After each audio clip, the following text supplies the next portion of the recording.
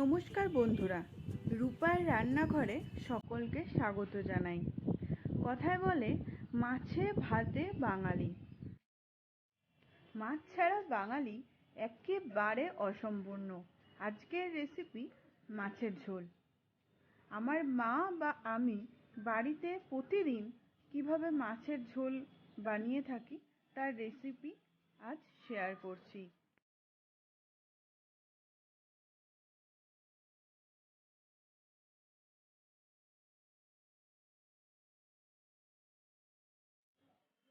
মাছগুলোকে নুন হলুদ মাখিয়ে রেখেছি, আর আলুগুলোকে কেটে রেখেছি, আর ডাঁটাটাকে ভালো করে ধুয়ে পরিষ্কার করে রেখেছি। 1 চামচ গোটা জিরে, 1 চামচ গোটা ধনে ভালোভাবে আমি মিশিয়ে নিয়েছি, বেটে নিয়েছি। একটা টমেটো, মিডিয়াম সাইজের টমেটো, আর 1 চামচ আদা বাটা। সব মশলাগুলোকে আমি ভালো করে মিশিয়ে নেব।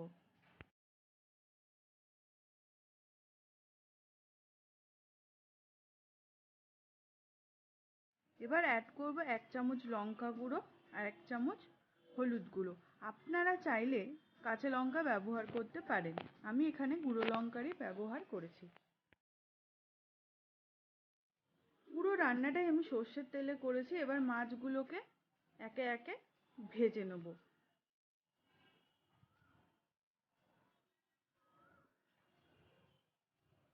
এবার ওই তেলেই আলুগুলোকে ভালো করে লাল লাল করে আমি ভেজে নেব।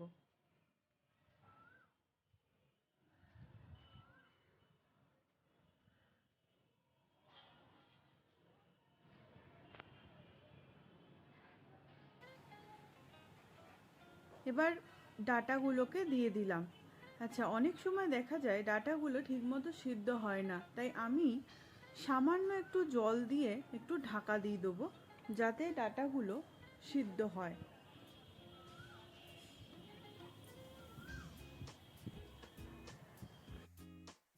ঢাকা খুলে একবার ডাঁটাগুলো চেক করে নেবো। এবারে ভেজে ভেজে আমি তুলে নেব।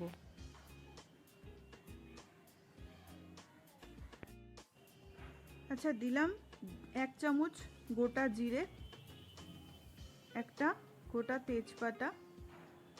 এবার যে মশলাটা আমি বাটিতে করে রেখেছিলাম, আদা বাটা, টমেটো বাটা, জিরে আর ধনের বাটা সমস্ত, আর লঙ্কা গুঁড়ো, হলুদ গুঁড়ো, সমস্ত মিশ্রণটিকে আমি দিয়ে দিলাম। আচ্ছা, পুরো রান্নাটাই আমি কিন্তু সর্ষের তেলে করেছি, তবে রান্নাটা যদি সর্ষের তেলে হয় আমার মনে হয় টেস্টটা অনেকটা ভালো হয়। মশলাটিকে আমরা ভালো করে কষিয়ে নেব। অ্যাড করছি সামান্য চিনি, আপনারা যদি না চান তাহলে অ্যাভয়েড করতে পারেন। ভালো করে মশলাগুলোকে কষিয়ে নেব। যখন চারধার থেকে তেল ছেড়ে আসবে তখন বুঝতে হবে মশলাটা কষানো হয়ে গেছে। এবার ভাজা আলু আর ভাজা ডাঁটাটাকে আমরা দিয়ে নেব, দিয়ে একটু নাড়াচাড়া করে নেব। সামান্য একটু জল দিলাম।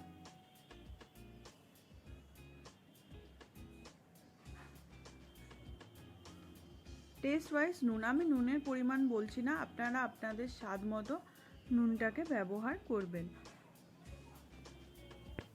এবার ভাজা মাছগুলোকেও দিয়ে দিচ্ছি, তবে মাছ ভাজা দেওয়ার পর বেশিক্ষণ কষাবো না। এবার জল দিয়ে দেবো পরিমাণ, আপনারা যেরকম ঝোল করবেন সেরকমই জল দেবেন।